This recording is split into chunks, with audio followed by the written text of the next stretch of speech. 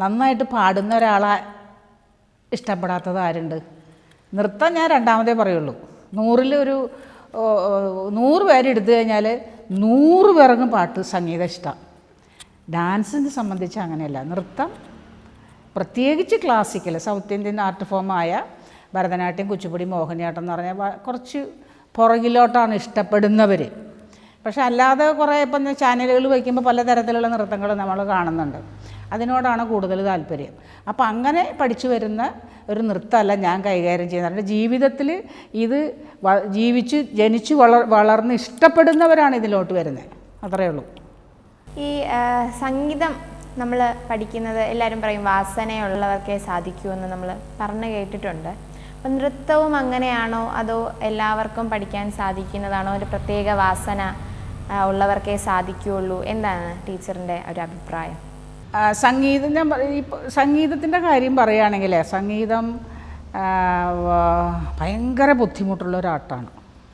എൻ്റെ ഒരു അഭിപ്രായത്തിലാണ് കേട്ടോ. മറ്റുള്ളവർ ഇത് അംഗീകരിക്കണം. ഇതിപ്പോൾ പ്രേക്ഷകർ ഇത് കേൾക്കുമ്പോഴും കാണുമ്പോഴൊക്കെ അവർ ടീച്ചർ അങ്ങനെ പറയുന്നതെന്ന് ധരിക്കേണ്ട. എൻ്റെ അറിവിൽ നൃത്തത്തിനേക്കാട്ടിലും മേലെ സംഗീതം തന്നെയാണ്. യാതൊരു സംശയമില്ല. കാര്യം എന്താണെന്ന് വെച്ചാൽ നമ്മളൊരു 10 പേരെടുത്തു കഴിഞ്ഞാലേ ഒരാൾക്ക് പോലും ശ്രുതി ഉണ്ടാവില്ല. ശ്രുതി, ജ്ഞാനം. 10 പേരെടുത്തു കഴിഞ്ഞാൽ 10 പേർക്കും താളമുണ്ട്. അതാണ് രണ്ടും തമ്മിലുള്ളൊരു വ്യത്യാസം ഞാൻ കണ്ടിട്ടുള്ളത്. എൻ്റെ ഇത്രയും വർഷത്തെ 43 വർഷമായിട്ട് ഞാൻ ഈ ഫീൽഡിൽ നിൽക്കുന്ന ആളാണ്. എൻ്റെ ഒരു എക്സ്പീരിയൻസ് വെച്ചിട്ട് ഞാൻ പറയുകയാണെങ്കിൽ അതാണ്. പിന്നെ താളം 10 പേർക്കുണ്ടെങ്കിൽ എന്താവാം? ഡാൻസ് പഠിക്കാം, എളുപ്പമാണ്. പിന്നെ ആ കുട്ടി കളിക്കുന്നത് കൊള്ളില്ല എന്നുള്ളത് രണ്ടാമത്തെ കാര്യമാണ്. സംഗീതം അതല്ല. ശ്രുതിയില്ലെങ്കിൽ സംഗീതത്തിൻ്റെ 7 അയലക്കത്ത് കൂടെ പോകാൻ പറ്റില്ല. മനസ്സിലായ? അതാണ് രണ്ടും കൂടെ വ്യത്യാസം. സംഗീതമാണ് മേലെ. എൻ്റെ ഒരൊറ്റാളുടെ അഭിപ്രായമാണ്. എനിക്കിത് മറ്റുള്ളവരുടെ അഭിപ്രായമല്ല ഞാൻ പറയുന്നത്. അല്ലെങ്കിൽ നമുക്കൊന്ന് പരീക്ഷിച്ച് നോക്കാൻ വേണമെങ്കിൽ 10 പേരെടുത്തു കഴിഞ്ഞാൽ 10 പേരിലും ശ്രുതി ഉണ്ടാവില്ല. ഒരാൾക്ക് ഉണ്ടായാൽ ഭാഗ്യം. മനസ്സിലായില്ലേ? അതാണ് സംഗീതം എന്ന് പറഞ്ഞാൽ. ഭയങ്കരമായൊരു ആർട്ടാണത്. ഒരുപാട് വീടുകളിൽ നന്നായിട്ട് പാടുന്ന അച്ഛന്മാരെ കാണാം, അമ്മമാർ കാണാം. ഇതിൻ്റെ ഒരു തലമുറയായിട്ട് മക്കൾ ജനിച്ചാൽ ഉറപ്പായിട്ട് സംഗീതം ഉണ്ടാവും. അതുപോലെ ഒരു അച്ഛൻ്റെ മകളാണ് ഞാൻ. എൻ്റെ അച്ഛൻ അസാധ്യമായിട്ട് പാടും. അച്ഛൻ ശരിക്കും പറഞ്ഞാൽ പോലീസ് ഡിപ്പാർട്ട്മെൻറ്റിൽ വർക്ക് ചെയ്തിരുന്ന ഇതായിരുന്നു. പക്ഷേ അസാധ്യമായിട്ട് സംഗീതവും അസാധ്യമായിട്ട് തബലിസ്റ്റ്, പോലീസ് ഓർക്കസ്ട്ര എന്ന് പറഞ്ഞൊരു വിങ്ങുണ്ട് അതിനകത്ത്. ഇപ്പോൾ ഒക്കെ ഉണ്ടോയെന്ന് എനിക്ക് അറിഞ്ഞുകൂടാ. ആ കാലത്തുണ്ടായിരുന്നു, കുറേ വർഷങ്ങൾക്ക് മുമ്പ്. അപ്പോൾ അതിൽ തബലിസ്റ്റായിരുന്നു അച്ഛൻ. പിന്നെ അസാധ്യ ഒരു നടനായിരുന്നു. ഫിലോമിനയുടെയൊക്കെ കൂടെ ഞാൻ തൃശ്ശൂരാണ് ശരിക്കും. ഫിലോമിന തൃശ്ശൂർക്കാരിയാണ്. നമ്മുടെ മരിച്ചുപോയ ഒരു ഫിലോമിന നടിയുണ്ട്. നിങ്ങളെ പോലുള്ളവർക്ക് അറിയുമെന്ന് എനിക്ക് അറിഞ്ഞുകൂടാ. ഫിലോമിന അസാധ്യ ഒരു നടിയായിരുന്നല്ലോ. അവർ നാടകത്തിൽ നിന്നൊക്കെ വന്ന ഒരു ലേഡിയാണ്. അവരുടെ കൂടെ അച്ഛൻ ഒരുപാട് നാടകത്തിലൊക്കെ അഭിനയിച്ചിട്ടുണ്ട്. കുറേ വർഷങ്ങൾക്ക് മുമ്പാണ്, അവരുടെയൊക്കെ ചെറിയ പ്രായത്തിൽ. അപ്പോൾ ഇതെല്ലാം കൂടെ ചേർന്നിട്ടുള്ള ഒരു അച്ഛൻ്റെ മകളാണ് ഞാൻ. അതുകൊണ്ട് എനിക്ക് അത്യാവശ്യം സംഗീതം അച്ഛൻ്റെ ഒരു പാരമ്പര്യമായിട്ട്. ഞങ്ങളെ വീട്ടിൽ 5 പേരാണ്. 5 പേരും അത്യാവശ്യം എല്ലാവരും പാടും. അത് വലിയൊരു കാര്യമാണത്. പിന്നെ ഇതൊന്നുമല്ല, അച്ഛനും അമ്മയും പാടാത്ത ചില കുട്ടികളിപ്പോൾ പാടുന്നുണ്ട്. ഞാൻ നേരത്തെ പറഞ്ഞ പോലെ അസാധ്യമായിട്ട് ചില ചാനലുകളൊക്കെ കുഞ്ഞുങ്ങളൊക്കെ പാടുന്ന കേട്ടാൽ ദാസേട്ടൻ പറയണത് വെള്ളത്തിൽ ഇറങ്ങി നിന്നിട്ട് സാധകം ചെയ്തിട്ടുണ്ട്. അല്ലെങ്കിൽ പല ചെമ്പൈ വൈദ്യനാഥ ഭാഗവതരുടെ ശിഷ്യനാണ് നമ്മുടെ യേശുദാസ്. അദ്ദേഹത്തിൻ്റെ പാലക്കാട് വീട്ടിൽ യേശുദാസൊക്കെ വളരെ കഷ്ടപ്പെട്ട രീതിയിൽ യേശുദാസ് പുലർച്ചെ അദ്ദേഹം എഴുന്നേൽക്കുമ്പോൾ വീടിൻ്റെ നടയിൽ നിൽപ്പുണ്ടാവുന്ന യേശുദാസ്. എന്നുവെച്ചാൽ രാവിലത്തെ ക്ലാസ് അറ്റൻഡ് ചെയ്യാം, പുലർച്ചെ സാധകം ചെയ്യുന്ന തൊണ്ടസാധകം. അപ്പോൾ അതിനുവേണ്ടി അദ്ദേഹം തന്നെ പറഞ്ഞ് ഞാൻ കേട്ടിട്ടുണ്ട്. അത്ര കഷ്ടപ്പെട്ട് കൊച്ചിയിൽ നിന്ന് പാലക്കാട് ചെന്ന്, അന്നത്തെയൊക്കെ കാലത്ത് ബസ്സും കാര്യങ്ങളൊക്കെ അല്ലേ ഉള്ളൂ, ഇന്നത്തെ പോലെ വാഹനങ്ങളൊക്കെ കുറവുള്ള ഒരു കാലമല്ലേ, കുറേ വർഷങ്ങൾക്ക് മുമ്പ്. അപ്പോൾ അങ്ങനെയൊക്കെ പഠിച്ചിട്ടുള്ള സാധകം ചെയ്തിട്ട്, ഭയങ്കര സാധകം എന്ന് പറഞ്ഞാൽ തൊണ്ടയിലിങ്ങനെ വരണം. ആ പാട്ടിനെക്കുറിച്ച് അറിയാവുന്നവർക്ക് ഞാൻ പറയുമ്പോൾ അത് മനസ്സിലാവും. അപ്പോൾ അത് ഇപ്പം ആരാ സാധകം ചെയ്തിട്ടാണ് കുട്ടികൾ പാടുന്നത്? ഇപ്പം ഇന്നലെ ഞാൻ ഒരു കുട്ടി, എനിക്കൊന്ന് 6ലോ 7ലോ പഠിക്കുന്ന ഒരു ആൺകുട്ടിയാണ്. അസാധ്യമായിട്ട് നമ്മുടെ ഏതൊരു സംഗീത സംവിധാനം മറ്റേ ഒരു നല്ല സംഗീതം എന്ന് പറഞ്ഞാൽ കേട്ടിരിക്കും നമ്മൾ. ഈ കുട്ടി എത്ര വർഷമായി സംഗീതം പഠിക്കാൻ തുടങ്ങിയിട്ട്, അല്ലെങ്കിൽ എവിടെ ഇത് സാധകം ചെയ്യും. അർജുന മാസ്റ്റർ ഒരു പാട്ട്, അർജുന മാസ്റ്റർ പാട്ടുകളെല്ലാം ഹിറ്റാണ്, അത് ഞാൻ ശ്രദ്ധിച്ചിട്ടുണ്ട്. അദ്ദേഹം കുറച്ച് സംഗീതങ്ങൾ ചെയ്തിട്ടുണ്ടെങ്കിൽ ഭയങ്കര ഹിറ്റായിട്ടുള്ള പാട്ട്. അതിനകത്തൊരു പാട്ടെന്നല്ല ഞാൻ കേട്ടത്. അപ്പം ഞാൻ ആലോചിച്ചു, ഇത്രയും നന്നായിട്ട് പാടുന്ന കുട്ടികൾ ഇപ്പം ജനിച്ചപ്പോഴേ അങ്ങ് പാടുകയാണേ. 3 വയസ്സുള്ള കുട്ടികളൊക്കെ, 2 വയസ്സ് 2.5 വയസ്സുള്ള കുട്ടികളൊക്കെ യൂട്യൂബിൽ പാടുന്നത് കേൾക്കാം. ഇപ്പോൾ അക്ഷരസ്ഫുടതൊന്നും കാണില്ല, പക്ഷെ അസലായിട്ട് താളം ട്യൂണും. അപ്പോൾ അത് ജന്മനാൽ കിട്ടുന്ന താളം, ജന്മനാൽ കിട്ടുന്ന ശ്രുതിജ്ഞാനം, ഇത് രണ്ടും ഉണ്ടെങ്കിലേ സംഗീതത്തിലേക്ക് ചെന്ന് മുട്ടാൻ പറ്റുള്ളൂ. അപ്പോൾ ഞാൻ അങ്ങനെ ഒരു അച്ഛൻ്റെയും അമ്മയും അത്യാവശ്യം പാടും. തിരുവാതിര ടീച്ചറായിരുന്നു അമ്മ. തിരുവാതിര ആ ക്ഷേത്രങ്ങളിലൊക്കെ തൃശ്ശൂരൊക്കെ മത്സരത്തിനൊക്കെ കുട്ടികളെ കൊണ്ടുപോയിട്ട് സമ്മാനമൊക്കെ മേടിച്ചുകൊണ്ട് വരിക. അങ്ങനെ കലയായിട്ട് ബന്ധപ്പെട്ട ഒരു കുടുംബത്തിലെ ഒരു അംഗമാണ് ഞാൻ. അതുകൊണ്ടായിരിക്കാം ഞാൻ ഇത്തിരി പാടും, വലിയ കുഴപ്പമില്ലാതെ. ടീച്ചർ ഒരു 2 വരി കീർത്തനം ശ്രോതാക്കൾക്കും ഞങ്ങൾക്കും എല്ലാം കേൾക്കാൻ വേണ്ടി ഒന്ന് പാടാമോ? ഭാവയാമി ഗോപാലബാലം മനസേവിതം ത്വൽപദം ചിന്തയേഹം സദാ. ഭാവയാമി ഗോപാലബാലം മനസേവിതം ത്വൽപദം ചിന്തയേഹം സദാ. ഭാവയാമി ഭാവയാമി ഭാവയാമി. ഇത് ഡാൻസിനകത്ത് വരുന്ന ഒരു പാട്ടാണ്. കമ്പോസ് ചെയ്യാം, ഏത് പാട്ടും കമ്പോസ് ചെയ്യാം, പല രീതിയിൽ അതിൻ്റെ ഒരു ചലനങ്ങൾ വരണമെന്നേ ഉള്ളൂ. ടീച്ചർ നേരത്തെ പറഞ്ഞിരുന്നു കലാവാസനയുള്ള കുടുംബമാണ്, അതിനെപ്പറ്റി ടീച്ചർ പറഞ്ഞിരുന്നു. അപ്പോൾ ടീച്ചർ സംഗീതത്തോട് ഇഷ്ടമായിരുന്നോ അതോ നൃത്തത്തിലേക്ക് തന്നെയായിരുന്നു ആദ്യം മുതലേ ടീച്ചറിന് താല്പര്യം? എങ്ങനെയാണ് ഈ രംഗത്തേക്ക് കടന്നു വന്നത്? യാദൃശ്ചികമായിരുന്നു, അതിനെപ്പറ്റി ഒന്ന് പറയാമോ? അയ്യോ, യാദൃശ്ചികമൊന്നുമല്ല. ഇതേപോലെ ഒരു അച്ഛൻ്റെ മകൾ നേരത്തെ പറഞ്ഞ പോലെ. അപ്പോൾ കലാമണ്ഡലം ക്ഷേമാവതി ടീച്ചറിന്ന് എല്ലാവരും കേട്ട് കാണുമായിരിക്കും തൃശ്ശൂർ. അച്ഛൻ്റെ ഒരു ഡിയറസ്റ്റ് ഫ്രണ്ടായിരുന്നു ക്ഷേമ ടീച്ചറിൻ്റെ അച്ഛൻ. അച്ഛൻ പോലീസിൽ, അദ്ദേഹം വേറെ ഏതോ വർക്കിങ്ങിലായിരുന്നു. അങ്ങനെ വന്നപ്പോഴത്തേക്കും ക്ഷേമ ടീച്ചറാണ് ആദ്യം തൃശ്ശൂർ കോഴ്സ് കഴിഞ്ഞിട്ട് വരുന്ന ഒരു ആ സമയത്തൊക്കെ തൃശ്ശൂരൊന്നും അങ്ങനെ നൃത്തം ചെയ്യുന്നവരൊന്നും കാര്യമായിട്ടില്ല, വളരെ വിരളമാണ്. ടീച്ചർ അങ്ങനെ ഭയങ്കരമായിട്ട് പ്രോഗ്രാംസ് ചെയ്യുന്നു, അത് ഇതൊക്കെ കണ്ട് അച്ഛൻ്റെ ഒരു കൂട്ടുകാരൻ്റെ മകളും കൂടിയല്ലേ. അപ്പോൾ അങ്ങനെ ഉണ്ടപ്പോൾ ഞങ്ങൾ 4 പെൺകുട്ടികളാണ്. എൻ്റെ ഒരു മകളെ എനിക്കിതുപോലെ ഒന്ന് ആക്കണം എന്നൊരു ആഗ്രഹം ഒരു അച്ഛന് തോന്നുമല്ല, കലയായിട്ട് ബന്ധമുള്ള ഒരച്ഛനും. അങ്ങനെ കൊണ്ടുവന്ന് എന്നെ ക്ഷേമ ടീച്ചറിൻ്റെ അടുത്ത് ആക്കി പഠിക്കാൻ. വെറും 4 മാസം ഞാൻ ടീച്ചറിൻ്റെ അടുത്ത് പഠിച്ചുള്ളൂ. കലാമണ്ഡലത്തിൽ പോകുമ്പോൾ അവിടെ ഇൻ്റർവ്യൂവിന് കുറച്ച് നൃത്തം ചെയ്ത് കാണിക്കണം, അതേപോലെ ഇച്ചിരി പാടും വേണം. അപ്പോൾ പാട്ട് വീട്ടിൽ നിന്ന് ചേച്ചിമാരൊക്കെ പാടുന്നുണ്ട്, അവരെ നിന്നൊക്കെ 2 കീർത്തനങ്ങളൊക്കെ പഠിച്ചിട്ട് പോയി വെച്ചു. ടീച്ചറിൻ്റെ അടുത്ത് പറഞ്ഞ് ബേസ് ഒരു 4 മാസം, അതാണ് എൻ്റെ തുടക്കം, അവിടെ നിന്ന് തുടക്കം. ആ ബേസ് ഒരു 4 മാസത്തെ കുറച്ച് സ്റ്റെപ്സുകളും കാര്യങ്ങളൊക്കെ പഠിച്ചിട്ടാണ് ഇൻ്റർവ്യൂവിന് പോണത്. അപ്പോൾ അവിടെ ചെല്ലുമ്പോൾ നല്ല വൃത്തിയായിട്ട് സ്റ്റെപ്സ് കളിക്കുന്നു, അത്യാവശ്യം പാടുന്നു. അങ്ങനെ ഇൻ്റർവ്യൂവിൽ എനിക്ക് കിട്ടുകയാണ്. ഇൻ്റർവ്യൂ ചെയ്തിട്ട് അതിനകത്ത് കിട്ടുന്ന, അല്ലാണ്ട് വെറുതെ ഓടിച്ചെന്ന് കയറുകയില്ല. അല്ലാണ്ട് ഓടിച്ചു വന്നിട്ട് യാദൃശ്ചികമായിട്ട് ചേരുക എന്നുള്ളത് എനിക്കുണ്ടായിരുന്നു. നമ്മൾ ചെറിയ കുട്ടികളല്ലേ, ആ അച്ഛനും അമ്മയും പറയുന്നത് കേൾക്കുന്ന ഒരു രീതിയാണ് ആ സമയത്തൊക്കെ. അത് ഞങ്ങൾ 10ാം ക്ലാസ്സിൽ പഠിക്കുമ്പോൾ, ആ സമയത്ത് ഈ പറഞ്ഞ പോലെ 5 വയസ്സിൽ 1ാം ക്ലാസ്സിൽ പോന്നു. അപ്പോൾ അത് വെച്ചിട്ട് ആ ഏജ് വെച്ച് നോക്കുമ്പോൾ നമ്മൾ അച്ഛൻ പറയണം ഡാൻസ് പഠിക്കണം.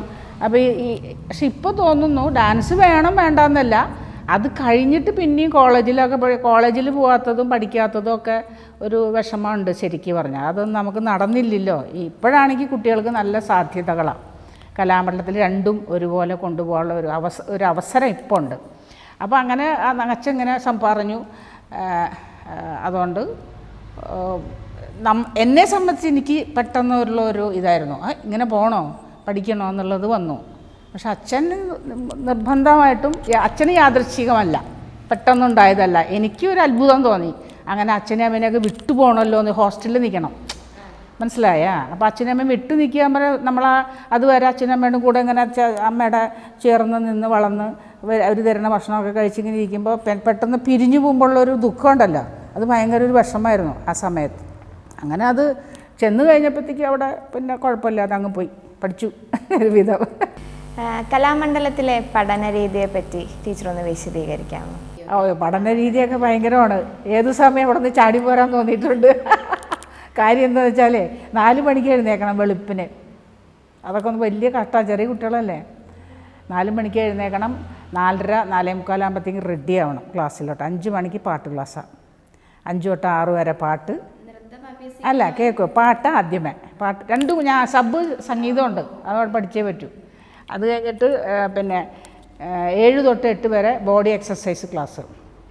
അത് കഴിഞ്ഞിട്ട് 8 മണിക്ക് ഭക്ഷണം. 8 തൊട്ട് 8:30 അരമണിക്കൂറേ ഉള്ളൂ ഭക്ഷണം കഴിക്കാനുള്ള ഒരു ടൈമിൽ. അപ്പോൾ ഇഡ്ഡലി, ദോശ, അപ്പം, ചപ്പാത്തി എന്നൊക്കെ കേട്ടിട്ടുണ്ട് അല്ലേ? അതൊന്നുമല്ല, കഞ്ഞിയാണ്. അതിശയിച്ചു. ഇഡ്ഡലി, ദോശ എന്നൊക്കെ പറഞ്ഞപ്പോൾ അല്ലേ, എന്നും കഞ്ഞിയാണ്. കഞ്ഞി കുടിച്ചു, അതുകൊണ്ട് ഇപ്പോൾ കഞ്ഞിയേ കഴിക്കാറില്ല. ഈ 4 വർഷം കഞ്ഞി കുടിക്കുകയെന്ന് പറഞ്ഞാൽ ആലോചിച്ച് നോക്ക്. അങ്ങനെ അപ്പോൾ 8 തൊട്ട് 8:30 വരെ അതിനുള്ള 8:30ക്ക് കറക്റ്റ് ക്ലാസ്സിൽ കയറണം. പ്രാക്ടിക്കൽ കയറി കഴിഞ്ഞാൽ 12:30 1 മണി വരെ ക്ലാസ്, ഡാൻസ് ക്ലാസ്. അത് കഴിഞ്ഞിട്ട് പിന്നെ 3 മണിക്കേ ഉള്ളൂ. 3 തൊട്ട് 5:30 6 5:30 സമയം, 4 6 മണിയൊക്കെ ആവും. പിന്നെ 7 മണിക്ക് കണ്ണ് എക്സസൈസ് ക്ലാസ് സന്ധ്യയ്ക്ക്. അതിനിടയ്ക്ക് ഭജനയുണ്ട്, നാമം ചൊല്ലിക്കോണം നിർബന്ധം. അത് ക്രിസ്ത്യനായാലും മുസ്ലിമായാലും എല്ലാവരും ഒന്നിച്ചിരുന്നിട്ട്, നമ്മുടെ ഹിന്ദുക്കളുടെ ഒരു രീതിയിലാണ് അവിടെ പോയി കൊണ്ടെന്ന് വെച്ചാൽ മുസ്ലിംസൊക്കെ എൻ്റെ അറിവിൽ ഒരു കുട്ടിയുള്ളായിരുന്നു ഞാൻ പഠിക്കുമ്പോൾ. പിന്നെ ക്രിസ്ത്യനായിട്ട് ഒരു കുട്ടി, ബാക്കിയുള്ള കുട്ടികളെല്ലാം ഹിന്ദുക്കളാണ്. അതുകൊണ്ട് അങ്ങനെയൊന്നുമില്ല, എല്ലാം ഈ നമ്മുടെ നാമം ഒരു 3/4 മണിക്കൂർ അതുണ്ട്. അത് കഴിഞ്ഞിട്ടാണ് രാത്രി ഭക്ഷണം. കഴിയുമ്പോഴത്തേക്ക് നേരം വെളുക്കുമ്പോൾ പിന്നെയും 4 മണിക്ക് എഴുന്നേൽക്കണം. 4 വർഷം. അത് കഴിഞ്ഞിട്ട് പിന്നെ ഇത് ഡിപ്ലോമയായിരുന്നു കലാമണ്ഡലത്തിൽ. അത് കഴിഞ്ഞിട്ട് ഞാൻ പിന്നെ ചെന്നൈയിൽ പോയി. ചെന്നൈയിൽ നിന്നാണ് കുച്ചിപ്പുടിയൊക്കെ പഠിക്കുന്നത്. കുച്ചിപ്പുടി അവിടെ ഇല്ല അന്ന്, ഇന്ന് കുച്ചിപ്പുടിയുണ്ട്. ടീച്ചറെ, നമ്മൾ എങ്ങനെയാണ് ഒരു കുട്ടിയുടെ നൃത്തവാസന നമുക്ക് എങ്ങനെ അത് തിരിച്ചറിയാൻ സാധിക്കും? തിരിച്ചറിയാനായിട്ട് പ്രത്യേകിച്ച് കാര്യങ്ങൾ ഉണ്ടോയെന്ന് ചോദിച്ചാൽ, നേരത്തെ ഞാൻ പറഞ്ഞതാണ്. അത് 3 വയസ്സിൽ 4 വയസ്സിലൊക്കെ കുട്ടികളെ കൊണ്ടുവരുന്നുണ്ട്. ആദ്യം കുട്ടി വന്നു കഴിഞ്ഞാൽ കുട്ടീനെ ഞാൻ പഠിക്കണം, കുട്ടിയെ ഞാൻ പഠിക്കണം ആദ്യമേ. എങ്ങനത്തെ രീതിയിലുള്ള കുട്ടികളാണ്, അതായത് കുറച്ച് ഷാഠ്യമുള്ള കുട്ടികൾ കാണും, ദേഷ്യമുള്ളത് കാണും, എന്നാൽ ഭയങ്കര നമ്മളടുത്തൊക്കെ ഓടി വന്നിട്ട് ഇങ്ങനെ ചേർന്ന് വന്നിട്ട് വിശേഷങ്ങൾ പറയൽ, വീട്ടിലെ വിശേഷങ്ങൾ പറയുക. അപ്പം നമ്മൾ ചോദിക്കുക എന്തോന്നാ എന്നിട്ട് കഴിച്ചേ മോൾ, എന്താ കഴിച്ചേ രാവിലെ, അങ്ങനെ ചോദിച്ച് ഇവളെ നമ്മുടെ ഇതിലോട്ട് ഇങ്ങോട്ട് കൊണ്ടുവരിക എന്നുള്ളതാണ് ആദ്യത്തെ പരിപാടി. അതുകൊണ്ട് ക്ലാസ്സൊന്നുമല്ല, ചെറിയ കുട്ടികൾ ഞാൻ അങ്ങനെയാണ് ക്ലാസ് എടുക്കുന്നത്. അങ്ങനെ വരുമ്പോൾ ടീച്ചറിനെ പേടിയില്ലാത്തൊരു രീതിയിലോട്ട് ആ കുട്ടീനെ നമ്മുടെ അടുത്തോട്ട് കൊണ്ടുവരണം. അവിടെ മാനസികമായിട്ടുള്ള പ്രശ്നം. അല്ലെങ്കിൽ വീട്ടിൽ നിന്ന് വരുമ്പോൾ ഡാൻസ് പഠിക്കണം. പിന്നെ എന്നെ അറിയപ്പെടുന്നത് തന്നെ ഞാൻ നല്ല ഉപദ്രവിക്കുന്ന ഒരു ടീച്ചറെന്നാണ്. പ്രതിഭാവ ടീച്ചറാണ്. അയ്യോ അവർ നല്ലപോലെ ഉപദ്രവിക്കുമല്ലോ പിള്ളേരെ എന്നാണ്. അപ്പോൾ അങ്ങനെ ഒരു ഇതൊക്കെ. അപ്പോൾ അമ്മമാർ തന്നെ വീട്ടിൽ നിന്ന് പറയും ടീച്ചറിൻ്റെ അടുത്ത് കൊണ്ടാക്കാൻ പോവുകയാണ്, ഡാൻസ് പഠിച്ചേ പറ്റുള്ളൂ എന്ന് പറയുമ്പോഴത്തേക്കും കുട്ടി ആകെ പേടിച്ച് വരണ്ടായിരിക്കും ഇവിടെ വരണത്. അപ്പം നമ്മളിതൊന്നും അല്ലാത്ത രീതിയിലായിരിക്കണം കൊച്ചിൻ്റെ അടുത്ത് പെരുമാറുന്നത്. അങ്ങനെ ഒരു സ്റ്റെപ്പ് പിടിച്ച് നിർത്തും. ക്ലാസ്സിൽ നിർത്തിക്കഴിഞ്ഞാൽ ആദ്യമേ നമ്മൾ കൊച്ചിന് ഇഷ്ടമുള്ളതൊക്കെ കളിക്കും. ആദ്യം എങ്ങനെയെങ്കിലും തട്ടിക്കുമ്പിടുന്നത് നമ്മൾ പഠിപ്പിക്കും. ഒരു വിധാനെ പോട്ടെ, ഭൂമി അങ്ങനെയൊന്നും ചവിട്ടിയില്ലെങ്കിൽ പോലും ഭൂമിദേവിയെ തൊട്ട് തൊഴുന്നവർ അത് മാത്രമെങ്കിലും കാണിക്കും. കാണിച്ച് കഴിഞ്ഞിട്ട് പിന്നെ അവൾക്ക് ഇഷ്ടമുള്ളതുപോലെ അവൾ കളിക്കും. ഞാൻ കുറച്ച് കളിക്കുന്ന കുട്ടികൾ മുമ്പേ നിർത്തും, ഇവളെ പുറകെ നിർത്താം ആ കുട്ടിയെ, പുതിയ കുട്ടിയെ. അപ്പോൾ അങ്ങനെ അത് കണ്ട് മുമ്പിൽ നിൽക്കുന്ന കുട്ടീനെ കണ്ടിട്ട് എന്തെങ്കിലുമൊക്കെ കളിക്കുന്നുണ്ടാവും. ചിലപ്പോൾ നന്നായിട്ട് കളിക്കും. അപ്പം ഞാൻ അപ്പോഴും ആദ്യം ശ്രദ്ധിക്കാൻ എന്താ പറയുക, കുട്ടിക്ക് താളം ഉണ്ടോയെന്നാണ്. താളം ഉണ്ടെങ്കിലേ നമുക്കത് പഠിക്കാൻ പറ്റൂ. താളമുള്ളൊരു കുട്ടിയുടെ ലക്ഷണം എന്താ അറിയോ, അതേപോലെ ശ്രുതി. പാടുന്ന ഒരു കുട്ടിക്ക് ശ്രുതി പോയാൽ അപ്പം ആ കുട്ടിയും കൂടെ നോക്കും. ഓർക്കസ്ട്രക്കാരെ നോക്ക്, അല്ലെങ്കിൽ ഒരു വെപ്രാളം വരും, ഒരു ശ്രുതി പോയാൽ അതായത് ആ കുട്ടി അപ്പം രക്ഷപ്പെടാൻ ചാൻസ് ഉണ്ട്. അതേപോലെ തന്നെ താളം ഒരു പൊടിക്ക് പോയി കഴിഞ്ഞാൽ കളിക്കണ നല്ല താളമുള്ള കുട്ടിയാണെങ്കിൽ ഉടനെ എന്നെ നോക്കും. അപ്പോൾ എന്താവും, അവൾക്ക് മനസ്സിലായി താളം പോയി എന്നുള്ളത്. അപ്പോൾ ആ കുട്ടി രക്ഷപ്പെടും. എന്നുവെച്ചാൽ അത് അവൾ അറിയാതെ തെറ്റിയതാണ്. താളമുണ്ട്. ഒരു പെൺകുട്ടിയെ നർത്തകിയാക്കാൻ അച്ഛനമ്മമാർക്ക് ആഗ്രഹം ഉണ്ടെങ്കിൽ അവരതിന് വേണ്ടി പ്രത്യേകമായിട്ട് എന്തെങ്കിലും ശ്രദ്ധിക്കേണ്ടതായിട്ടൊക്കെ ഉണ്ടോ? അങ്ങനെയൊന്നും ഓടി വന്ന നർത്തകിയൊന്നും ആക്കാൻ പറ്റുമൊന്നുമില്ല. ഇതിനകത്ത് നേരത്തെ പിന്നെയും ഞാൻ കുറേ പ്രാവശ്യം പറഞ്ഞിട്ടുണ്ട്, ഈ കുട്ടിക്ക് ടാലൻ്റ് ഉണ്ടോ, താളം ഉണ്ടോ എന്ന് അറിയണമെന്ന്. ശ്രുതി വേണ്ട, താളം ഉണ്ടോ എന്ന് അറിയണം. പിന്നെ ബോഡി കുറച്ച് ലെവലായിരിക്കണം. അത് നൃത്താധ്യാപകരുടെ ജോലിയാണ്. ശരീരഭംഗിയില്ലാത്ത ചില കുട്ടികളുണ്ട്. അപ്പോൾ എൻ്റെ ക്ലാസ്സിൽ വന്നാൽ ഞാൻ ശരീരത്തിനെ കുഞ്ഞിലേ മുതൽ ശ്രദ്ധിക്കണ കൂട്ടത്തിലാണ്. ഒരു നർത്തകിക്ക് 100% വേണ്ടത് ഏത് ആംഗിളിൽ തിരിഞ്ഞാലും ഒരു ലക്ഷണമുണ്ട് ഒരു നർത്തകിക്ക്. അത് വരണമെങ്കിൽ ശരീരഭംഗി ഉറപ്പായിട്ട് വരണം. നല്ല പോലെ ക്ലാസിക്കൽ നൃത്തം കളിക്കുന്ന ഇവിടെ ഞാൻ കേരളത്തിലല്ലേ പറയണത്, ചെന്നൈയിൽ എവിടെ നിന്ന് എടുത്തു നോക്കിയാലും ആരെടുത്ത് നോക്കിക്കോ. ഇപ്പോൾ ചെന്നൈയിൽ തന്നെ നൃത്തം ചെയ്യുന്ന രമാ വൈദ്യനാഥനോ അങ്ങനെ ഇഷ്ടംപോലെ വലിയ വലിയ ആർട്ടിസ്റ്റുകളുണ്ട്. അവരുടെയൊക്കെ ശരീരം ശ്രദ്ധിച്ച് നോക്ക്. പക്ഷേ നമ്മൾ ശ്രദ്ധിക്കണം, ഫുഡ് കഴിക്കുന്നത് ശ്രദ്ധിക്കണം, എക്സസൈസ് വേണം, ഇതെല്ലാം വേണം. അപ്പോൾ ഇതൊക്കെ ആദ്യം വരുന്നൊരു കുട്ടിക്ക് ഉണ്ടാവണമെന്നില്ല. അത് നമ്മൾ ഉണ്ടാക്കി. പിന്നെ ഏറ്റവും ആദ്യം വേണ്ടത് ഒരു കുട്ടി കളിക്കണ കാര്യം പറഞ്ഞു. ആ കളിക്കണമെങ്കിൽ സാമ്പത്തിക ചിലവുണ്ട്. അതിന് ആ കുട്ടിയുടെ അച്ഛൻ വില്ലിങ് ആണോ എന്നുള്ളത് ഞാൻ ആദ്യം അന്വേഷിക്കും. അല്ല ഓടി വന്നിട്ട് കളിക്കണ കാര്യം പറഞ്ഞാൽ കളിച്ചാൽ മാത്രം പോരല്ല, അതിൻ്റെ ചിലവുകൾ വഹിക്കാനും അതേപോലെ ഇൻട്രസ്റ്റാണ് അച്ഛനും അമ്മയ്ക്കും. കുട്ടിക്ക് ഇൻട്രസ്റ്റ് ഇപ്പോഴത്തെ ഒരു ട്രെൻഡ്, കുട്ടികൾക്ക് ഇഷ്ടമുണ്ടെങ്കിൽ അവർ പഠിച്ചിരിക്കും. മനസ്സിലായില്ലേ? അതായത് എനിക്ക് ഡാൻസ് പഠിച്ചേ പറ്റൂ എന്ന് പറഞ്ഞ ഒരു കുട്ടി പറഞ്ഞ്, അല്ലെങ്കിൽ ഞാൻ സ്കൂളിൽ പഠിക്കില്ല, സ്കൂളിൽ ട്യൂഷന് പോവില്ല എന്ന് പറഞ്ഞാൽ അച്ഛൻ നടന്നിരിഞ്ഞു അല്ലേ, പിന്നെ ഡാൻസിന് കൊണ്ടാക്കിയേ പറ്റുള്ളൂ. അപ്പോഴും എന്താവും, പിന്നെ കാശ് മുടക്കേണ്ട ആ ഭാഗത്ത് വരുമ്പോൾ അച്ഛൻ പുറകോട്ട് പോയാൽ എന്ത് ചെയ്യും? അപ്പോൾ ഇതിനൊക്കെ വില്ലിങ് ആണെങ്കിൽ മാത്രമേ നമ്മൾ പിന്നെ ഒരു ചെറിയ കുട്ടി പഠിക്കാൻ വരുമ്പോൾ അതിനെ ഓടി വന്ന് സ്റ്റേജിൽ കയറ്റാനും പറ്റുമല്ലോ. നമ്മൾ നമശിവായ എന്ന് പറഞ്ഞ് തുടങ്ങി അതിൻ്റെ 1 by 1 സ്റ്റെപ്സുകൾ ബേസുകൾ മൊത്തം പഠിപ്പിച്ച് 1 by 1 ഐറ്റംസൊക്കെ പഠിപ്പിച്ച് വരുമ്പോഴത്തേക്കും സമയമെടുക്കും, വർഷങ്ങളെടുക്കും. പിന്നെ ടാലൻറ്റ്, നല്ല താളജ്ഞാനവും നല്ല കലയായിട്ടുള്ള കുട്ടികളുടെ ജന്മം കൊണ്ട് ഇപ്പോൾ കുറേ കുട്ടികൾ ജനിക്കുന്നുണ്ട്. നൃത്തമായാലും സംഗീതമായാലും അതുപോലെ ഓരോ ഡ്രോയിങ് വരപ്പിലും എല്ലാത്തിലും കുട്ടികളുണ്ട് നല്ല ടാലൻ്റായിട്ടുള്ള ജന്മം കൊണ്ട്. നമ്മൾ ചാനലുകളിലൊക്കെ കാണുന്നുണ്ട്, ഓരോ കുട്ടികളെ പരിചയപ്പെടുത്താണ്. കൊച്ചമ്മേരെ മടിയിലിരിക്കുകയായിരിക്കും, കൊച്ചു കാണിക്കണ കാട്ടായങ്ങൾ കണ്ട അന്തം വിട്ടുപോകും എന്ന് പറഞ്ഞാൽ നൃത്തത്തിലും സംഗീതത്തിലൊക്കെ അങ്ങനെയുണ്ട്. അപ്പം അങ്ങനെ നല്ല കഴിവുള്ളൊരു കുട്ടിയാണെങ്കിൽ വർഷം കുറച്ച് മതി. എൻ്റെ ഒരു അഭിപ്രായത്തിൽ കല ഏതും കഴിവാണ് മുന്നിൽ, സീനിയോറിറ്റി ഒന്നുമല്ല. മനസ്സിലായി? അപ്പോൾ കഴിവുണ്ടെങ്കിൽ ആ കുട്ടി കയറിയിരിക്കും. അതേപോലെ ഇൻട്രസ്റ്റും ആയിരിക്കണം പാരൻസിനും അതേപോലെ കുട്ടികൾക്കും.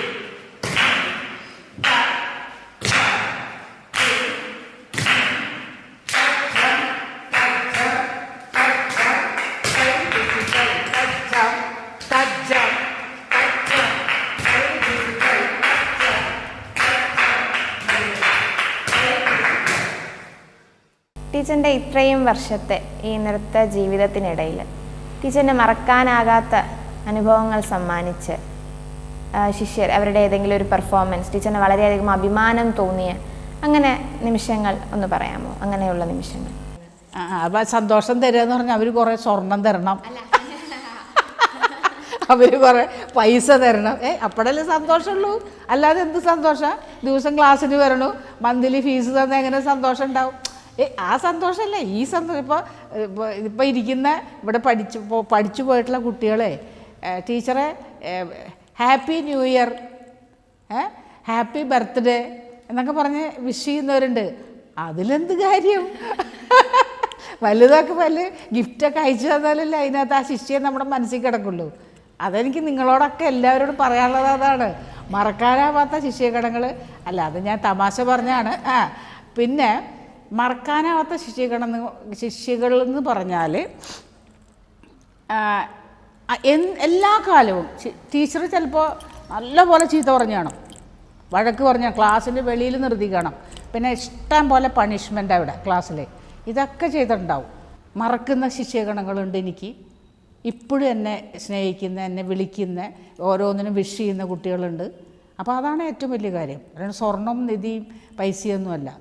അപ്പോൾ എന്നെ പഠിച്ച എൻ്റെ കുട്ടികൾ, എന്നെ പഠിച്ചവർ, ഞാൻ അവരെ പഠിച്ചിട്ടുള്ള കുട്ടികൾ എനിക്ക് കുറച്ചുണ്ട്, കുറേ പേരുണ്ട്. എല്ലാവരും പേരെടുത്ത് പറയണ്ടല്ലോ, എന്നാലും കുറച്ച് പേര് എൻ്റെ മനസ്സിലുണ്ട്. ടീച്ചറിന് വളരെയധികം സന്തോഷം തോന്നിയ, അഭിമാനം തോന്നിയ ഒരു പെർഫോമൻസ്?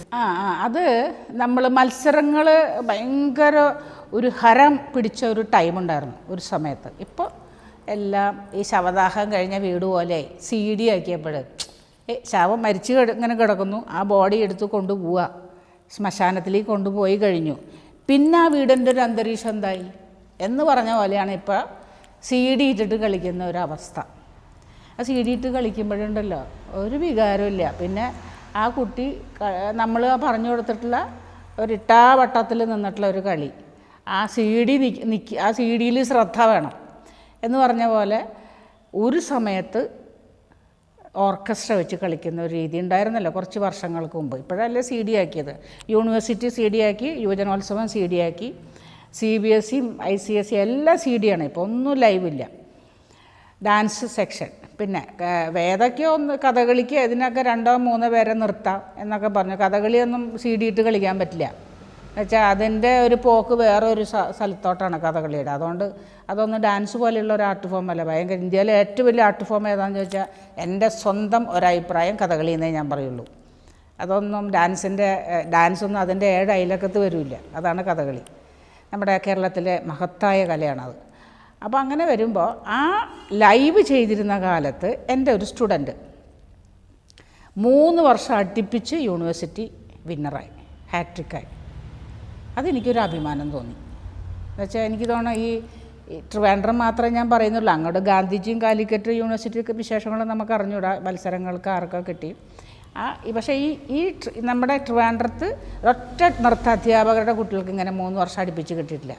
ആ കുട്ടിയോട് താല്പര്യം ഉള്ളതിനെക്കാട്ടിലും എനിക്ക് ആ 3 വർഷം അവൾ സമ്മാനം മേടിച്ചു എന്നുള്ളത് ഭയങ്കര ഒരു അഭിമാനം തോന്നി. അത് ആ 3 വർഷം വ്യത്യസ്തമായിട്ടുള്ള 3 ഐറ്റം കളിച്ചത്, ഒരേ ഐറ്റം അല്ല. അപ്പോൾ അതൊരു അഭിമാനമാണ്.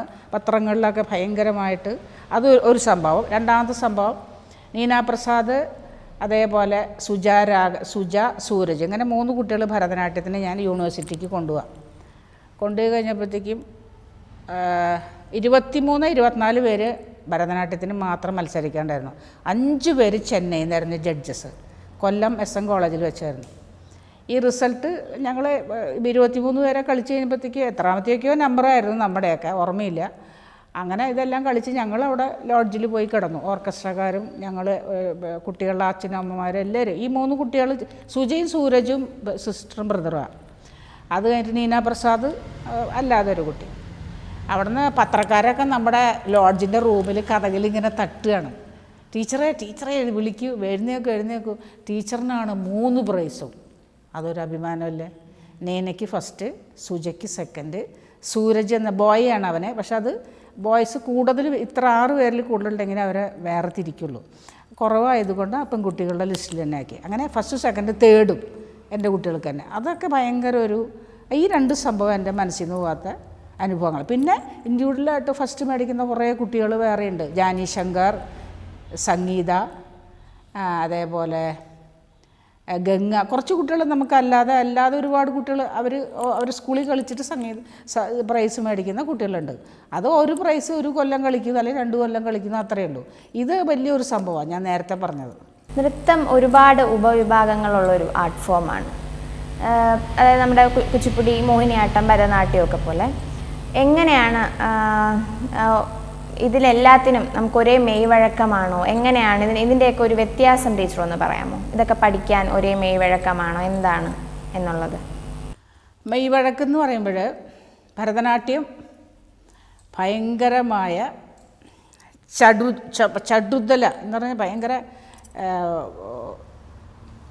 പയറുമണി പോലെ ഇങ്ങനെ. പയറെന്ന് പറഞ്ഞാൽ പയറ് വേവിക്കാൻ നമ്മൾ അടുപ്പത്തിടും, അടുപ്പിൻ്റെ പുറത്ത് വയ്ക്കും.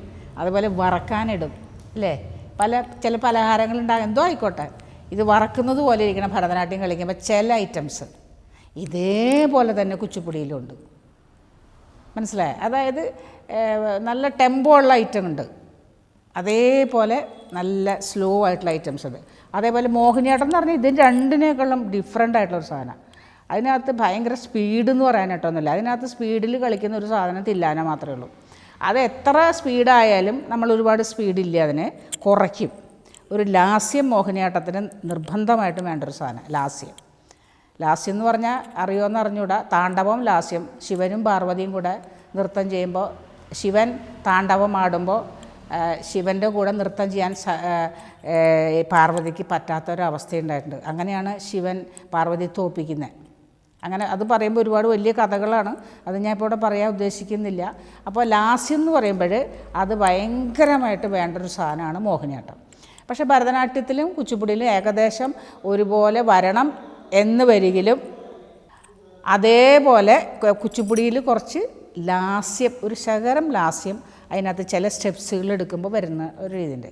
പക്ഷെ എന്നാലും 2 ഐറ്റത്തിൽ വരുന്ന പാട്ടുകൾ വെച്ച് നോക്കുമ്പോഴേ, ഇപ്പോൾ ഏത് പാട്ടെടുത്ത് നോക്കിയാലും കൃഷ്ണ നീ ബേകനെ പാറോ എന്നുള്ള പാട്ടുണ്ടല്ലോ, ഈ പാട്ട് ഭരതനാട്യത്തിൽ ചെയ്യാം, ഈ പാട്ട് കുച്ചിപ്പുടിയിലും ചെയ്യാം. ഒരു പ്രശ്നമില്ല, ചെയ്യണോണ്ട് ഒരു തകരാറുമില്ല. കുച്ചിപ്പുടിയിൽ കമ്പോസ് ചെയ്താൽ മതി. ഇപ്പോൾ ത്യാഗരാജസ്വാമിയുടെ ഓരോ കീർത്തനങ്ങൾ ഒരു സമയത്ത് കുറേ വർഷങ്ങൾക്ക് മുമ്പൊന്നും ഭരതനാട്യത്തിലൊന്നും എടുക്കില്ലായിരുന്നു. എന്നുവെച്ചാൽ ത്യാഗരാജസ്വാമിയുടെ പാട്ടുകളെല്ലാം കച്ചേരികൾക്ക് പാടുന്ന, ശാസ്ത്രീയ സംഗീതം കച്ചേരിക്ക് പാടുന്ന ഒരു സമയം ഉണ്ടായിരുന്നു. ഇന്നും ഉണ്ട്, ഇല്ല എന്നല്ല. പക്ഷേ അതിൽ നിന്നൊക്കെ ഇപ്പോൾ കുറേ പേര് ത്യാഗരാജസ്വാമിയുടെ പാട്ടുകളെടുത്ത് ഭരതനാട്യം സെറ്റ് ചെയ്യുന്നുണ്ട്. അപ്പോൾ ഈ ഭരതനാട്യത്തിൽ എടുക്കുന്ന ഒരു തില്ലാന അല്ലെങ്കിൽ കുച്ചിപ്പുടിയിൽ എടുക്കുന്ന തില്ലാന രണ്ടും ഒരുപോലെ ഇരിക്കും ആ കളിക്കുന്ന രീതി.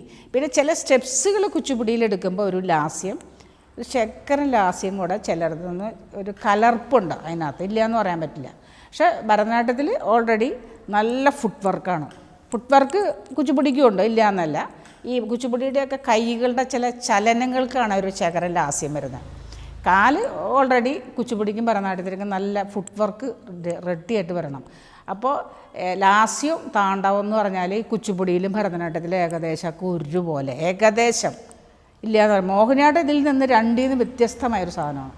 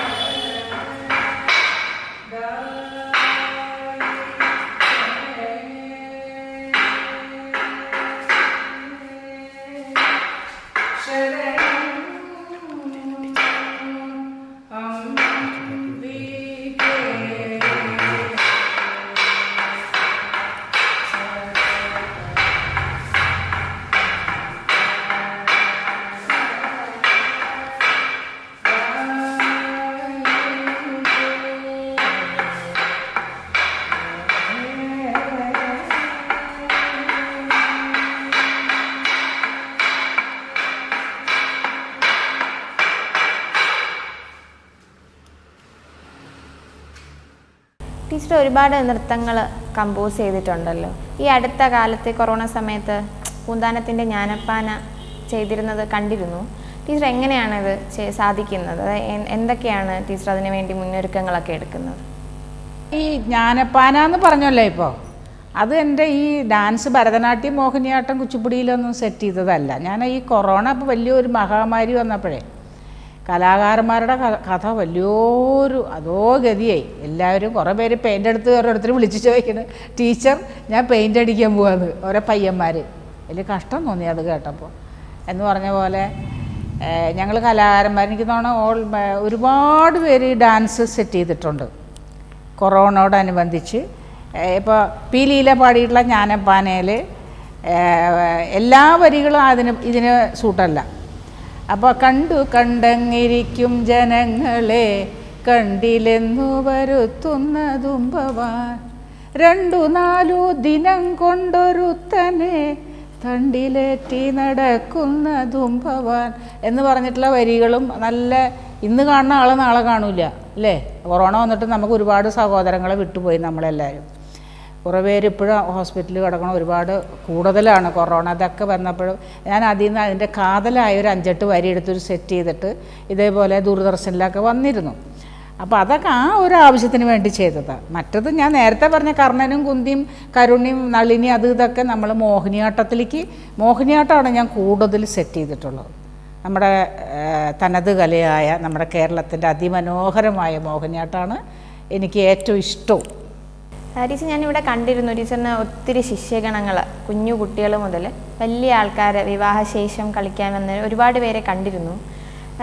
വിവാഹശേഷം നമ്മൾ നൃത്തം ജീവിതത്തിൻ്റെ ഭാഗമാക്കുമ്പോൾ എന്തൊക്കെ നമുക്ക് ശ്രദ്ധിക്കേണ്ടി വരും? എന്തൊക്കെയാണ് നമ്മൾ ശ്രദ്ധിക്കേണ്ടി വരിക? അല്ല, എൻ്റെ അടുത്ത് സ്ഥിരമായിട്ട് പഠിക്കുന്ന കുട്ടികൾ വിവാഹം കഴിഞ്ഞിട്ട് അവർ തിരിച്ചു വരുന്നവരുണ്ട്, വരാത്തവരും ഉണ്ട്. വരാത്തവരെന്ന് പറഞ്ഞാൽ നമ്മൾ ഒരു പരിധി വരെ മക്കളുടെ പെൺകുട്ടികളെ ഒരു പ്രായമാകുമ്പോൾ അമ്മമാർക്കും അച്ഛന്മാർക്കും ഭയങ്കര പ്രശ്നമാണ് വീട്ടിൽ. അയ്യോ മോള് പ്രായമായി, കല്യാണം കഴിച്ചു കൊടുത്തില്ല, പിന്നെ നമ്മുടെ കണ്ണടയണതിന് മുമ്പ് അവളെ ആരെങ്കിലും പിടിച്ചൊന്ന് ഏൽപ്പിക്കണം എന്നൊക്കെ പറയുന്ന അമ്മമാരുണ്ടല്ലോ കുറേ. അപ്പോൾ അങ്ങനെ വരുമ്പോൾ കല്യാണം കഴിച്ചു കൊടുക്കുന്നു. അപ്പോൾ അവരുടെ ജീവിതത്തിൽ ഏറ്റവും സന്തോഷം സമാധാനമാണ് അവരാഗ്രഹിക്കുന്നത് അല്ലേ, അതായത് മോളുടെ. അപ്പോൾ ആ പയ്യൻ കല്യാണം കഴിച്ച് കൊണ്ടുപോകുന്ന ആ പയ്യൻ ചിലപ്പോൾ ഡാൻസ് ഇഷ്ടമല്ലെങ്കിൽ എന്ത് ചെയ്യും, നന്നായിട്ട് കളിക്കുന്ന കുട്ടിയാണ്, ഇഷ്ടമല്ലെങ്കിൽ എന്ത് ചെയ്യും, മോൾ അതങ്ങ് നിർത്തിക്കുമെന്ന് അമ്മ പറഞ്ഞു കൊടുക്കും. അങ്ങനെ നിർത്തുന്നവരുണ്ട്. പിന്നെ കല്യാണം സ്വന്തമായിട്ട് എൻ്റെ ഒരു സ്റ്റുഡൻ്റ് ഉണ്ട്, കുറേ വർഷം പഠിച്ചതാണ്. സത്യം പറഞ്ഞാൽ എന്നേക്കാളും ഒരു 5-8 വയസ്സിന് വ്യത്യാസം വരുള്ളൂ ആ കുട്ടിക്ക്. ഇപ്പോൾ അവൾക്കൊരു 10-15 വയസ്സേ വരുള്ളൂ. കുട്ടിക്ക് ഉണ്ട് 54-55 വയസ്സെങ്കിലും വരും. ഞങ്ങൾ തമ്മിൽ ഒരു 8 വയസ്സിൻ്റെ വ്യത്യാസമുള്ളൂ. എനിക്കൊരു 19-20 വയസ്സുള്ളപ്പോഴാണ് ആ കുട്ടി 7ൽ അങ്ങോട്ട് പഠിക്കുക. അപ്പോൾ അത്ര വ്യത്യാസമേ ഉള്ളൂ. എന്നിട്ട് എൻ്റെ കല്യാണത്തിന് മുമ്പ് ഞാൻ പഠിപ്പിക്കാൻ തുടങ്ങിയതാണ്, അതിന് ശേഷവും പഠിപ്പിച്ചു. ഒക്കെ കഴിഞ്ഞിട്ട് ഒരു പയ്യനായിട്ട് ഇതേപോലെ എൻജിനീയറിംഗ് ഒക്കെ പഠിച്ചു, കല്യാണമൊക്കെ കഴിപ്പിച്ചു വിട്ടു. ഈ പയ്യൻ ഡാൻസ് ഭയങ്കര ഇഷ്ടമാണ് എനിക്ക്, ഞാൻ ഇത് കഴിഞ്ഞാലും നിന്നെ കളിപ്പിക്കും, പ്രോഗ്രാമൊക്കെ നന്നായിട്ട് പിടിച്ച് കളിക്കുന്നൊരു കുട്ടിയായിരുന്നു. ഇതെല്ലാം വെറുതെ ആയിരുന്നു. ഈ കല്യാണം കഴിച്ച് കിട്ടാൻ വേണ്ടിയിട്ട് അനങ്ങി പോരെന്നാണ് പറഞ്ഞത്, അതോടെ നിർത്തി. പിന്നെ എൻ്റെ ഒരു സ്റ്റുഡൻറ്റ് കല്യാണം കഴിച്ചിട്ട് ആ പയ്യൻ ചെയ്ത പണി കേൾക്കണം, ഡ്രസ്സുകളെല്ലാം ചിലങ്കകൾ ഉൾപ്പെടെ ഓർണമെൻറ്റ്സ് ഉൾപ്പെടെ കൂട്ടി അങ്ങ് ഇട്ടിട്ട് തീയിട്ട്. അപ്പം അങ്ങനത്തെ പയ്യന്മാരുണ്ട് കല്യാണം കഴിച്ചിട്ട്.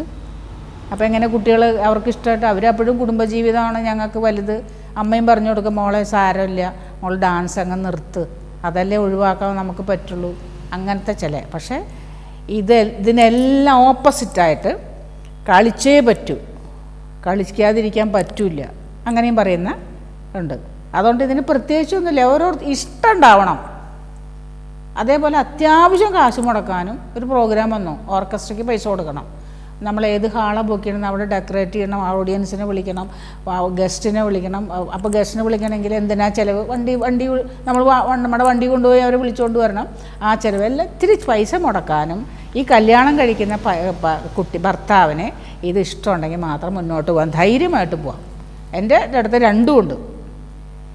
ഇഷ്ടമല്ലാതെ കുറേ പേര് നിർത്തി പോയവരുണ്ട്, ഇപ്പോഴിത് നിർത്തി കണ്ടിന്യൂ ചെയ്യുന്നവരുണ്ട്. നൃത്തം രണ്ടും ഉണ്ട്.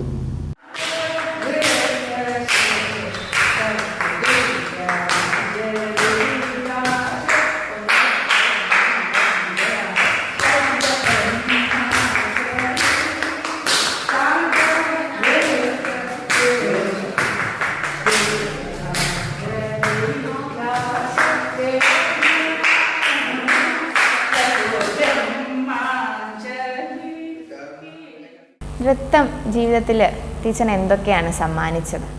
എനിക്ക് എൻ്റെ ജീവിതത്തിൽ നൃത്തം വളരെയധികം സന്തോഷം തന്നെ തരുന്നതാണ്. പിന്നെ ദുഃഖങ്ങളുണ്ടോയെന്ന് ചോദിച്ചാൽ ദുഃഖമില്ലാത്തവരാരുമില്ല. പക്ഷെ എത്ര ദുഃഖം ഉണ്ടെങ്കിലും എന്നെ അറിയപ്പെടുന്നത് എല്ലാവരും ടീച്ചറിന് ഇത്രയും പ്രശ്നമുണ്ടോ, ടീച്ചറിനെ കണ്ടാൽ പറയൂല്ലത് എന്ന് പറയുന്നവരാ. അപ്പോൾ അങ്ങനെ അത്രയും നല്ല സന്തോഷവതിയായിട്ട് നടക്കുന്ന ഒരാളാണ് ഞാൻ. പിന്നെ 10 രൂപയുള്ളെങ്കിൽ എൻ്റെ കയ്യിൽ 10 ലക്ഷമുള്ള പോലെ ഞാൻ നടക്കും. അതും ഒരു ഇതാണ്. അപ്പം നമ്മൾ ആരെ കാണിക്കാനാ സങ്കടപ്പെടുന്നത്? ഏതൊരു വ്യക്തിയും ടീച്ചറിന് എന്താ പ്രശ്നം, എനിക്ക് ഇതുപോലെയൊക്കെ പ്രശ്നമുണ്ട്, എൻ്റെ ഭർത്താവായിട്ട് പ്രശ്നമുണ്ട്, എൻ്റെ മകനായിട്ട് പ്രശ്നമുണ്ട്, എൻ്റെ അമ്മയായിട്ട് അച്ഛനായിട്ട് പ്രശ്നമുണ്ട്. അവരെല്ലാം അവിടെ ഇരുന്ന് കേട്ടിട്ട് അവർ പോവും. 2 ദിവസം കഴിഞ്ഞിട്ട് അപ്പോൾ നമ്മൾ വിഷമിച്ച് ചിലപ്പോൾ കരഞ്ഞ് പറഞ്ഞു എന്ന് വിചാരിക്കുക അവരോട്, സങ്കടപ്പെട്ട്. പല പ്രശ്നങ്ങളുണ്ടാകുമ്പോൾ നമുക്ക് സങ്കടം വരുമല്ലോ. ഇവർ 2 ദിവസം കഴിഞ്ഞിട്ട് വിളിച്ച് ചോദിക്കാറുണ്ടാവുമല്ലോ, ഒരു ടീച്ചർ എന്തായി, ടീച്ചർ പ്രശ്നമൊന്നുമില്ല ഇപ്പോഴും, ടീച്ചർ വിഷമിക്കരുത്, ഞങ്ങളൊക്കെ ഉണ്ടല്ലോ കൂടെ. ആരും പറയാറില്ല. അവർ കേട്ടുപോയി. അവർ 10 പേരോട് നടന്നു പറയും, ടീച്ചറിൻ്റെ വീട്ടിലെ പ്രശ്നം നിങ്ങൾക്ക് അറിയാൻ വയ്യാത്തതുകൊണ്ടാണ്, അവിടെ എന്തെല്ലാം പ്രശ്നം. മനസ്സിലായ? അപ്പോൾ ജീവിതത്തിൽ എന്താ തന്നെ വെച്ചാൽ അങ്ങനെ കുറേ ദുഃഖങ്ങൾ എനിക്കുണ്ട്.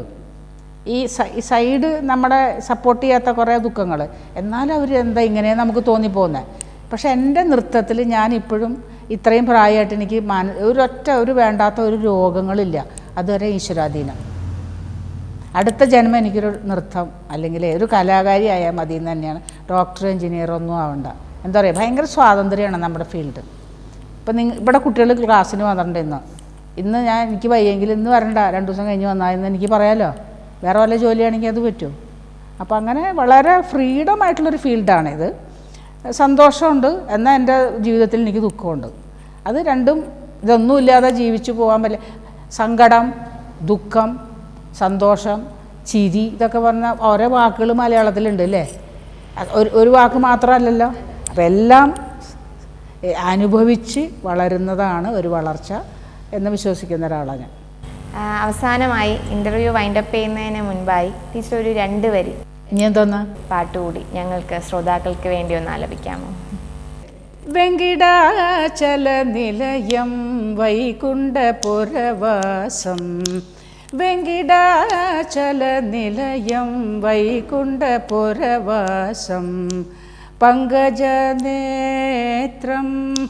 പരമപവിത്രം, പങ്കജനേത്രം പരമപവിത്രം, ശംഖചക്രധര ചിന്മയരൂപം, ശംഖചക്രധര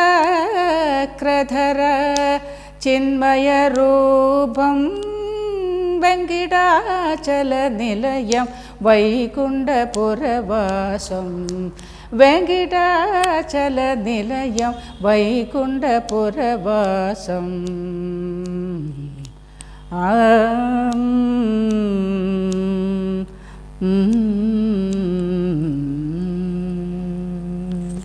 ഇത്രയും നേരം നമ്മോടൊപ്പം സമയം ചെലവഴിച്ച് നൃത്തത്തിൻ്റെ വിവിധ മുഖങ്ങളിലേക്ക് നമ്മളെ പ്രേക്ഷകരെ എല്ലാം കൊണ്ടുചെന്നെത്തിച്ച് സത്യഭാമ ടീച്ചറിന് നന്ദി, നമസ്കാരം. ഞങ്ങളുടെ സക്സസ് കേരളയുടെയും എല്ലാ പ്രേക്ഷകരുടെയും ഹൃദയം നിറഞ്ഞ ഓണാശംസകൾ നേരുന്നു. എല്ലാവർക്കും ഞാനും ഓണാശംസകൾ നേരുന്നു.